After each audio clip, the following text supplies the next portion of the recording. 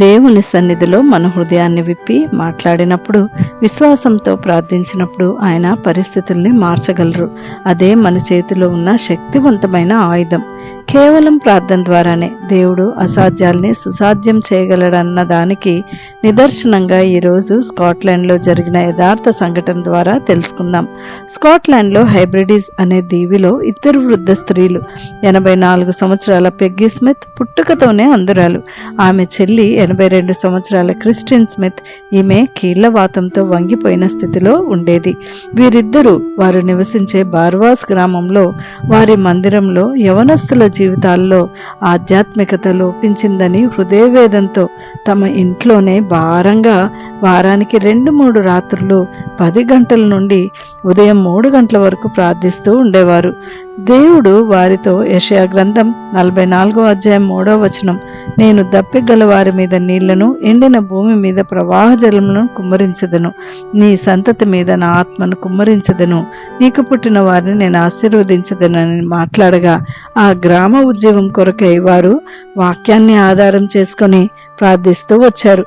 కొన్ని వారాలకి Peggy Smith కి దేవుడు దర్శనంలో తెలియని ఒక దైవజనుడు యవనస్తుల మధ్య వాక్యాన్ని ప్రకటిస్తున్నట్లు, గొప్ప ఉజ్జీవం వచ్చినట్లు చూపించగా, వారి స్థానిక పాస్టర్ గారైన జేమ్స్ ముర్రే గారికి దేవుడు గొప్ప ఉజ్జీవాన్ని తీసుకుని రాబోతున్నాడని వారికి వచ్చిన వాక్యము, దర్శనం గురించి తెలియచేశారు. పాస్టర్ గారిని మరి కొంతమంది లీడర్స్తో కలిసి దేవుడు అనుగ్రహించే ఉజ్జీవం కొరకు ప్రార్థించవలసిందిగా కోరారు. పాస్టర్ గారు కూడా మంగళవారం, శుక్రవారం రాత్రులు కొంతమంది లీడర్స్తో కలిసి ప్రార్థిస్తూ ప్రార్థన యొక్క ఆవశ్యకతను ఆ దీవిలో ఉన్న అనేక మందిరాల ప్రజలకు న్యూస్ పేపర్స్ ద్వారా తెలియచేయగా, ఆ ప్రాంతంలో ప్రతి ఒక్క మందిరంలో యవనస్తుల ఉజ్జీవం కొరకు ప్రార్థనలు మొదలుపెట్టారు.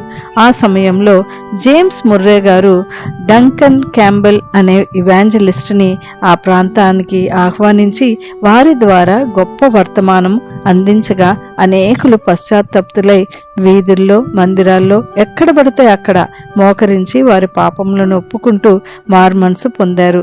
కొన్ని వందల ప్రజలు ఎవ్వరి ఆహ్వానం లేకుండానే ఆ ప్రాంగణంలోనికి వచ్చి దేవుని కొరకైనటువంటి ఆకలి, దాహంతో ఉజ్జీవింపబడడం జరిగింది.